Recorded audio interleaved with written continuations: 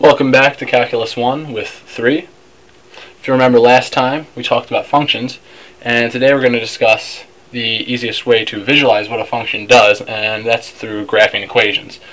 And graphing is something we can do for any kind of equation. It doesn't have to be a function. So let's take a typical run-of-the-mill equation. This one's not a function. Y squared equals x maybe. And we'll learn later on how to quickly determine if an equation is in fact a function, but for now I'll just tell you this one is not a function. So we have this equation, and we want to know what kind of graph it creates, what does it look like, and the first and easiest way to do something like that is to look at what points satisfy this equation. The graph of an equation is simply all the points in the xy plane that satisfy the equation. So we look, say we put in x equals 0, then y has to be 0 to make this an equality, and say we put in maybe 1. So then if we have x equals 1, y squared is also 1, and that means y could be 1 or negative 1. So that gives us 2 points. 1, 1, and 1, negative 1. And now that we have a few points, we can get a general idea of what this graph might look like. So let's graph it, and I'll just put up y and x-axis.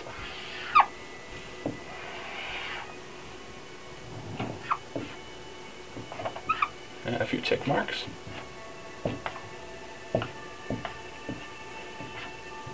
And recall the points we had. We had the point 0, 0. We had 1, 1, 1, negative 1. And it turns out we also have 2, 4, 4, 2, and 4, negative 2. And if we want to connect these, we can get something that looks kind of like this. And this gives us a general idea of what the graph looks like. So how does this all relate to functions? So say we have a function from the reals to the reals as before. F from R to R. It's convention to associate the domain of the function here with the x variable and the range of the function with the y variable. And you might have heard this in terms of calling x the independent variable and y the dependent variable. So it makes sense then to have the graph of a function be points of the form x, f of x. Because this takes some element of the domain and its corresponding element in the range and plots them as an xy pair. So let's say we have some typical function.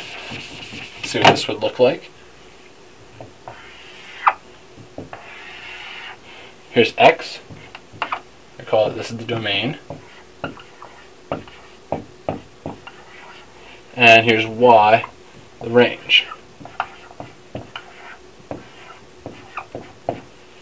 Alright? And say it looks something like that.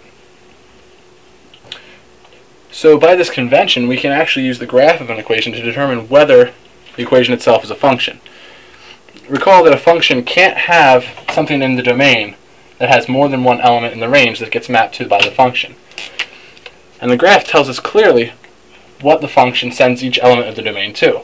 We just have to go over and look at some element of the domain, trace upward until we find where it intersects the curve. And we see here that it hits at this point in the range over here. This means that any x value can't have 2 points directly above it, because if it did, such as this, then the function would map this element of the domain to 2 elements of the range, which isn't allowed, as we said last time.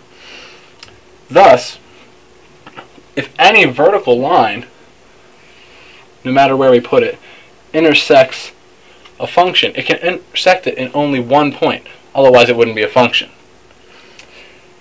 And we can use this to determine really quickly whether the graph of an equation corresponds to a function, because all we have to do is check if vertical lines pass through more than one point.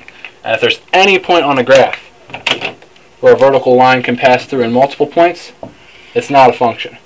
So for example, the graph we had before was not a function because we can draw this vertical line and show that this element of the domain is mapped to two elements of the range by our function, or by our equation, which turns out not to be a function. So this in mind, let's try a little bit more advanced graphing. And let's try and graph the function f of x equals 1 over x.